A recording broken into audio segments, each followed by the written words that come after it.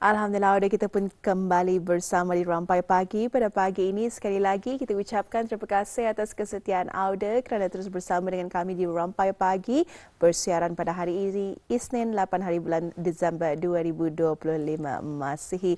Alhamdulillah, seperti yang telah pun dijanjikan ya, Asia, kita akan bersama dengan satu segmen wawancara mengenai Akta Pemeliharaan Buku-Buku 1967 edisi semakan 1984 dan pindaan 2018 edisi semakan 2021. Jadi sebetulnya kita akan mengetahui lebih panjang lagi mengenai dengan memahami Akta Pemeliharaan Buku-Buku. Apa peranan penerbit sebetulnya? Kita akan bersama dengan seorang narasumber kita bawakan pada pagi ini, Yang Mulia Siti Aisyah binti Haji Syahrin selaku Pegawai Perpustakaan sudah pun bersama dengan kita ya. Saya pada pagi ini di studio Jubilee Emas TV bersama dengan kita. Assalamualaikum. Waalaikumsalam. Apa khabar Puan? Alhamdulillah. Alhamdulillah. Jadi kita ucapkan terima kasih juga atas tenaga dan juga masa yang diluangkan untuk bersama dengan kami dan juga penonton di luar sana bagi mengongsikan mengenai dengan apa peranan penerbit memahami Akta Pemeliharaan Buku-Buku ini. Jadi tanpa membuang masa, kita ingin mengetahui sebetulnya Puan ya, apa sebetulnya peranan penerbit dari satu tajuk yang kita bawakan pada pagi ini. Mungkin Puan dapat kongsikan. Okey, terima kasih Tuan Iskandar dan Puan Ramizah. Baiklah, untuk Akta Pemeliharaan Buku-Buku 1967 ada semakanlah pada tahun 1984 dan 2021 dan ada pindaan pada 2018.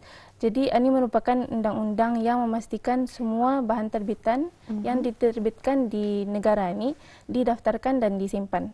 Jadi ini termasuk buku, majalah, surat khabar dan juga bahan digital. Saya akan terangkan kemudian dengan lebih lanjut lagi apa saja jenis-jenis bahan terbitan yang termasuk dalam Akta Pemeliharaan Buku-Buku ini. Jadi matlamat utamanya adalah untuk melindungi bahan koleksi negara itulah supaya dapat dijadikan warisan intelektual dan juga budaya negara untuk generasi akan datang. Jadi Akta Pemeliharaan Buku-Buku ini ya sebenarnya di bawah kawalan Jabatan Museum-Museum dari awalnya sehingga 2016. Selepas itu dari 2016 sehingga kini ia diserahkan dan berada di bawah tanggungjawab Perpustakaan Dewan Bahasa dan Pustaka. Jadi sejak 2016 itulah Perpustakaan Dewan Bahasa dan Pustaka melalui unit Akta Penyerahan Bahan telah melaksanakan beberapa inisiatif untuk memberikan lagi kepada orang ramai bahawa negara ini mempunyai Akta Pemeliharaan Buku-Buku. Baik, jika kita perhatikan tadi Puan banyak memperkatakan ataupun menyentuh mengenai dengan akta ya. Betul. Jadi kita ini kan ingin mengetahui apa Puan sebetulnya pentingnya akta ini, mungkin dapat dijelaskan, silakan Puan. Okey, terima kasih. Jadi terdapat 4 objektif bagi akta ini, iaitu yang pertama adalah untuk mengumpul, memelihara semua bahan terbitan supaya dapat dijadikan sebagai koleksi warisan negara. Dan kedua adalah untuk penyusunan dan penerbitan bibliografi, iaitu Bibliografi Negara Brunei Darussalam lah yang kami panggil BNBD. Jadi dalam BNBD ini ia merekodkan semua terbitan-terbitan di negara Brunei Darussalam yang menyenaraikan semua bahan yang diterima. Contohnya macam Dewan Bahasa dan Pustaka ada menerbitkan buku-buku baru pada tahun ini lah. Jadi bila ia diserahkan ke unit Akta Penyerahan Bahan itu, kami akan dapat menyenaraikan dan ia akan masuk dalam BNBD 2025. Dan yang ketiga adalah untuk mengawal bibliografi ini supaya ia dapat disediakan dan juga dapat diselenggara bagi rekod statistik bahan terbitan di peringkat negara inilah.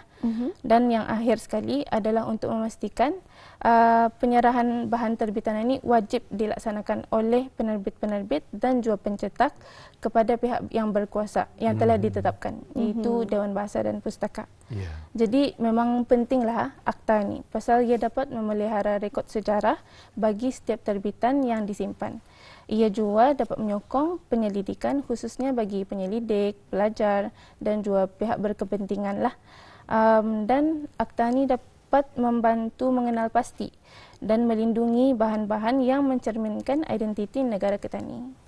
Alhamdulillah. Jadi sebetulnya kita mengetahui juga mengenai dengan akta-akta pemeliharaan buku-buku pada tahun 1967. Betul. Dan sehingga kini ianya memang dipelihara dan perlu diteruskan lagi untuk generasi baru untuk mengetahui bahawa antara rekod-rekod sejarah yang ada di negara Brunei Darussalam ini memang dipelihara oleh Perpustakaan Bahasa.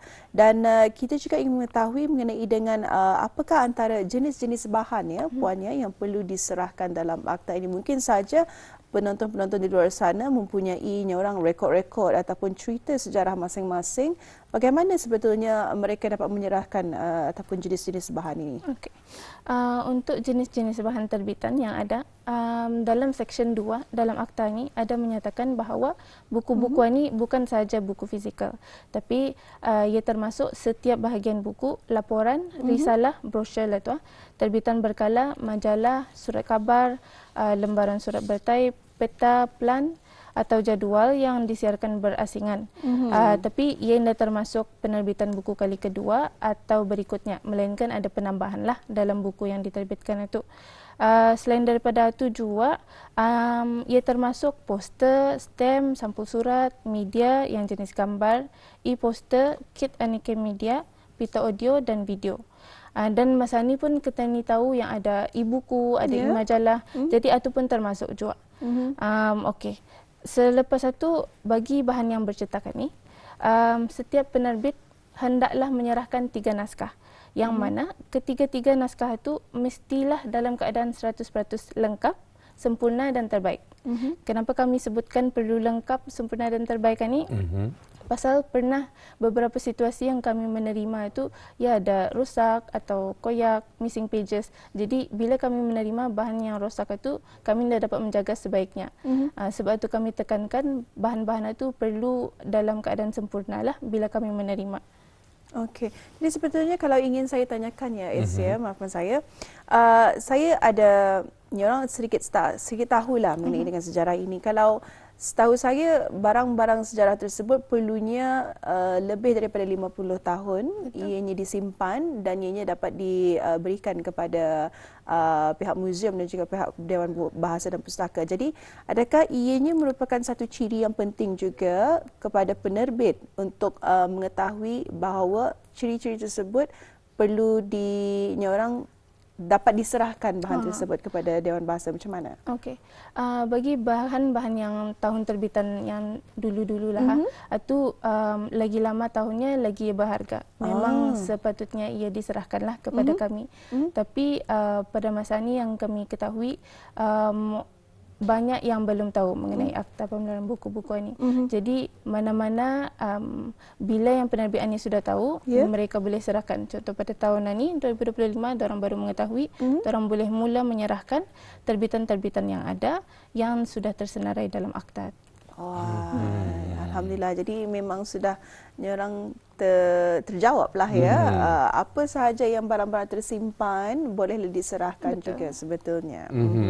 Jadi mungkin ini sedikit ya, sedikit tambahan pula ya Puan ya. Biasanya kalau buku-buku lama tadi, rakan saya Ramizah ada menyebut mengenai dengan buku-buku lama yang telah pun dihasilkan, mungkin buku yang melebihi daripada tahap tahun yang diperuntukkan tersebut ya. Apakah pencetakannya akan dilakukan sekali lagi macam contohnya dulu tahun sekitar tahun 70-an 80-an ya buku-buku tersebut. Macam mana tu untuk memelihara, dicetak kembali, dicetak ulang atau macam mana? Kalau tahun terbitan yang dulu-dulu memang kami jaga apa yang ada sahaja. Kami tidak akan membuat apa-apa cetakan berulang atau apa-apa. Kami hanya menjaga, memelihara apa yang sudah diterima sahaja. Jadi untuk makluman je, pada masa ini yang tahun terbitan yang paling lama adalah 1938. Masih lagi ada? Masih ada. Jadi itu yang kami jagalah. Adakah ia masuk dalam buku Nazir? Buku Nadir betul. Tapi pada masa ini ia masih di bawah kawalan akta lah. Bukan indah dimasukkan dalam Nadir. Nadir ya? Ya, buku Nadir.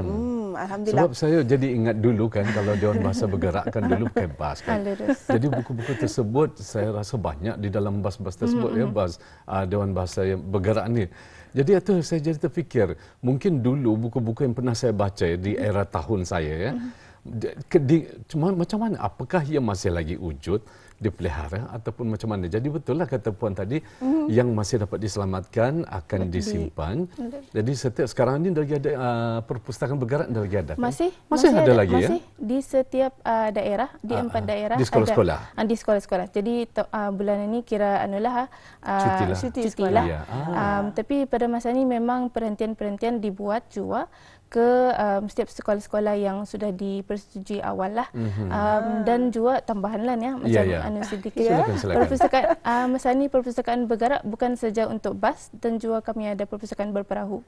Jadi kami menambah sudah perkhidmatan itu untuk membawalah buku-buku ini ke kampung-kampung di kampung akhir. Alhamdulillah. Jadi saya rasa sangat teruja. Ada terasa nostalgianya ya. Boleh buat satu bahan ya agaknya nanti insya-Allah. Saya rasa boleh lah. Package program nanti ya, akan kita buat nanti ya.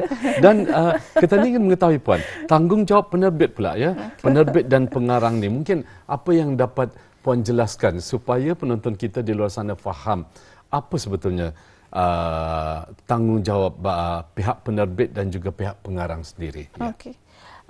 Untuk tanggungjawab penerbitan ini, sebelum itu saya terangkan dululah. Penerbit-penerbit yang dimaksudkan ini adalah dari jabatan-jabatan kerajaan, sektor swasta, sekolah-sekolah, universiti, persatuan, persendirian, individu. Jadi ia indah pada satu grup sahajalah. Jadi penerbit ini juga termasuk penerbit yang menerbitkan atau mencetak di luar negara bagi pihak kerajaan Brunei. Dan terbitan itu ada bersangkut paut sama Brunei lah. Jadi penerbit ini dorang bertanggungjawab untuk menyerahkan ke pengarah Dewan Bahasa dan Pustaka bila dorang ada menerbitkan dalam tempoh 1 bulan ia diterbitkan atas perbelanjaan mereka sendiri. Jadi memang dalam akta ini ada sudah menyatakanlah dorang dah dapat mencharge atau menyuruh kami untuk membayar bila dorang menyerahkan. Jadi perkara ini ia memang ada tersebut dalam akta dan ia termasuk untuk versi fizikal dan juga digital. Sekiranya penerbit indah menyerahkan bila kami sudah memberi makluman, mereka boleh didenda atau dikenakan tindakan undang-undang. Denda ini berjumlah RM6,000 beserta nilai harga bahan yang diterbitkan. Contoh, harga buku itu adalah RM20. Kami memerlukan 3 naskah. Jadi denda itu boleh jadi RM20 kali 3 dan RM60 campur denda RM6,000. Jadi bila penerbit ini bekerjasama untuk memberikan terbitan mereka, dorang hanya perlu mengeluarkan duit ekstra RM60 lah. Macam itu. Jadi pada masa ini memang kami belum pernah mengeluarkan denda lagi pasal memang kami mengakui yang masih ramai yang belum tahu mengenai akta ini. Jadi maksudnya tu Puan ya, ini maaf ya mungkin untuk sebagian lebih jelas lagi dapat difahami oleh penonton kita di luar sana. Maafkan saya. Maksudnya buku ataupun hasil yang dicipta oleh orang Ketan sendiri di luar negara. Maksudnya hak cipta terpelihara diri mereka sendiri. Itu yang dimaksudkan. Hasil buku yang diorang buat. Kemudian diserahkan ke pihak Dewan Bahasa. Jadi walaupun terbitan itu ia dicetak di luar negara, ia masih dikira sebagai penerbit Brunei lah. Dan atau dikira sebagai terbitan koleksi negara. Jadi sebab itu kami menekankan bahawa penerbit ini mesti juga menyerahkan kepada kami, kepada pengarah Dewan Bahasa dan Pustaka dalam tempoh 1 bulan. Tempoh 1 bulan. Jadi sebetulnya kalau Puan tadi ada menyebut mengenai dengan bahan-bahan ataupun yang dapat diberikan kepada Dewan Bahasa dan Pustaka. Ada juga tadi kita membahaskan mengenai dengan 3 naskah. Ya? Jadi mengenai dengan 3 naskah tersebut mungkin dapat kongsikan lebih lanjut lagi apa antara 3 jenis naskah yang dapat dijelaskan. Silakan Puan. Dari 3 naskah yang perlu diserahkan itu, sebenarnya 2 naskah akan disimpan di Perpustakaan Dewan Bahasa dan Pustaka Tutong di tingkat 1 dan satu naskah lagi kami akan simpan di Jabatan Museum-Museum bagi tujuan penyimpanan kalau sekiranya ada bala bencana lah ataupun ada apa-apa terjadi ke Perpustakaan DBP Tutong. Jadi kami masih ada lagi 1 kopi yang selamat di Jabatan Museum-Museum. Dan yang di museum, Jabatan Museum-Museum ini tidak akan dapat dirujuk lah. Hanya yang ada di Perpustakaan DBP Tutong saja yang dapat dirujuk. Okey. Bagaimana pula kalau satu judul yang diterbitkan dalam beberapa format seperti hardcover ataupun paperback dan sebagainya dan e-buku juga sebetulnya. Adakah kuantiti penyerahan itu berbeza mengikut format-format tersebut? Betul. Kalau format itu ia diterbitkan dalam contoh satu judul itu ia ada hardcover dan juga paperback. Jadi penerbit perlu menyerahkan 3 naskah hardcover dan 3 naskah paperback. Kadang orang macam kelirulah bagi dorang bila ia menyerahkan hanya satu judul saja padahal ia ada beberapa format. Dan juga sekiranya macam penerbit itu ia ada menerbitkan satu judul dalam paperback dan juga e-book. Dalam PDF lah tu. Jadi yang kami perlukan adalah 3 naskah dalam bentuk paperback dan 2 pendrive. Dalam 2 pendrive itu mengandungi satu judul itu yang untuk e-book punya terbitan. Jadi ada perbezaan lah tertakluk kepada berapa jenis terbitan format yang telah dikeluarkan. Faham, baik. Nah, sekarang kita ingin mengetahui pula Puan bila memperkatakan mengenai dengan penyerahan ini, mungkin ada tata cara untuk menyerahkan bahan akta tersebut, Puan. Okey. Penerbit dan orang ramai boleh membuat penyerahan kepada pengarah Dewan Bahasa dan Pustaka dan menyatakan bahawa penyerahan itu adalah untuk unit akta penyerahan bahan dan untuk di bawah akta pemeliharaan buku-buku. Dan semasa menyerahkan, penerbit hendaklah menyertakan jua surat atau memo untuk membagi tahu bahawa ini adalah pengakuan yang dorang ada sudah menyerahkan dan juga sertakan senarai. Jadi dari sana kami dapat macam semak silang lah bahawa buku yang diserahkan dengan senarai yang telah dibagi itu memang sama. Dari sana lah. Okey. Jadi itu antara tata cara ataupun cara-cara untuk menyerahkan bahan-bahan dari penerbit tertentu. Bagaimana pula kalau dari segi proses penyerahan tersebut, setelah ianya dipelihara, adakah bahan-bahan tersebut boleh dirujuk oleh orang ramai, Puan? Dan jikalau ia, bagaimana sebetulnya untuk orang ramai yang inginkan untuk mengetahui rujukan bahan-bahan tersebut untuk melihatlah ataupun membaca dan sebagainya? Mungkin Puan dapat kongsikan. Okey. Seperti yang saya sebutkan tadi, yang simpanan di Jabatan Museum-Museum tidak dapat dirujuk. Tapi untuk yang ingin membuat rujukan kepada bahan-bahan yang ada di bawah Akta Pemeliharaan Buku-Buku ini boleh merujuk di tingkat 1 Perpustakaan Dewan Bahasa dan Pustaka Daerah Tutong, di mana ruang rujukan khas ada disediakan untuk pelawat. Untuk memudahkan juga proses rujukan, pelawat digalakkan untuk membuat temujanji atau menghubungi unit Akta Penyerahan Bahan terlebih dahulu melalui talian 4222 529 ataupun kami ada hotline juga, hotline WhatsApp di talian 826 6880. Jadi perlu kita tahulah bahawa bahan-bahan akta ni ia terhad. Jadi ia indah boleh diakses secara terbuka di rak yang terbuka. Kami ada tempat penyimpanan, jadi hanya staf dan kaki tangan unit akta saja yang dapat masuk ke dalam kawasan itu. Dan bila pelawat ingin merujuk sesuatu bahan, unit pegawai atau kaki tangan akan masuk ke dalam bilik itu untuk mengambil bahan yang diperlukan.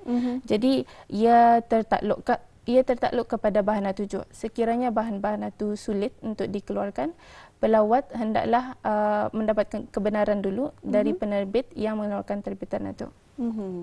Jadi memang kami mengesyorkanlah agar orang ramai untuk menghubungi kami dulu sebelum ingin datang ke Perpustakaan DBP Daerah Tutong supaya dapat memastikan yang kami ada menyimpan koleksi itu dan dorang ada pembaziran masalah bila dorang datang ke Tutong tapi bahan itu nada.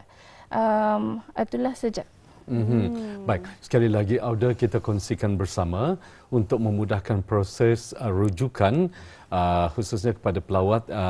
Jadi digalakkan untuk BIS kita membuat temu janji terlebih awal ataupun BIS kita boleh menghubungi ke bahagian unit akta penyerahan bahan terlebih dahulu, iaitu melalui talian 4222 529 ataupun melalui talian hotline iaitu menerusi talian WhatsApp di perpustakaan iaitu di talian 82666880.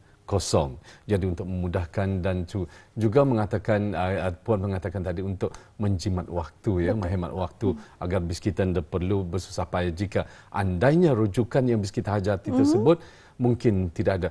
Tapi ada yang terfikir macam kalau para mahasiswa-mahasiswi yang berada di Universiti UBD ataupun di mana-mana ialah jadi apakah mereka perlu membuat rujukan seperti yang Puan nyatakan sebentar tadi ataupun mereka memang telah dikhususkan ada satu ruang untuk mereka membuat rujukan macam mana?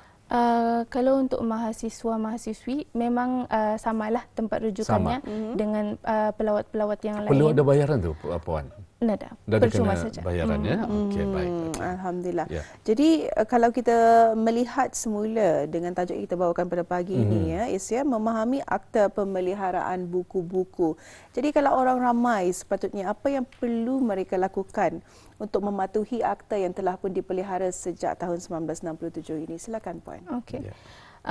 Dari segi kesedaranlah kami dari Unit Akta Penyerahan Bahan memohon kerjasama dari orang ramai untuk menyebarkan maklumat mengenai akta ini kepada rakan-rakan dan komuniti yang boleh jadi seorang penerbit. Dan juga jika anda seorang penerbit, sila pastikan bahan anda diserahkan kepada pengarah Dewan Bahasa dan Pustaka, khususnya Unit Akta Penyerahan Bahan untuk penyimpanan koleksi warisan negara. Dan seterusnya juga adalah orang ramai boleh memanfaatkan koleksi bahan yang disimpan di Unit Akta Penyerahan Bahan dan cawangan-cawangan Perpustakaan Dewan Bahasa dan Pustaka untuk penyelidikan atau pembelajaran tertakluk kepada syarat-syarat yang tertentu. Okey. Ya, cukup jelas sekali ya. Dan juga dikongsikan poster di sana untuk rujukan BIS kita, dapat BIS kita mengetahuinya dengan lebih rinci lagi ya, Ramizah ya. Baik. Mungkin seterusnya dapat Puan kongsikan juga dari segi kesimpulannya lah mengenai dengan poster yang dapat kita kongsikan juga nanti. Untuk itu silakan Puan. Okay. Saya ingin mengajak semua pihak untuk sama-sama menyokong usaha ini. Akta pemeliharaan buku-buku ini adalah hak dan tanggungjawab kita ni semua dalam melindungi warisan intelektual negara.